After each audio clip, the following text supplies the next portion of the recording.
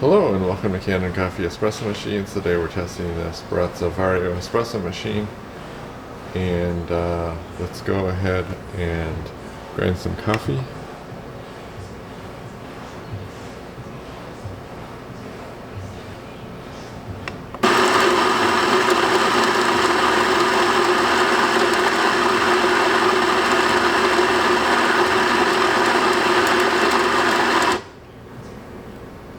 And I wanted to also let you know that I reset the grind setting to the factory defaults, so the machine grinds finer at a coarser setting. So before you would put it all the way up to 1 and it wouldn't even get fine enough, but now it's pretty fine at 4, and if you were to put it all the way up to even 2, the burrs would be touching according to factory specifications. So yeah, you don't want to go above 2Q or below 2Q, because that's what by factory default is when the burrs touch.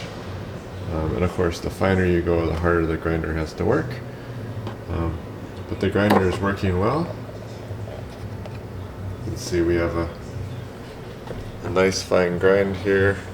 It might even be too fine for the depending on for the machine you're using it for. It's really nice and fine. And then you can see it even compared to my commercial grinder here.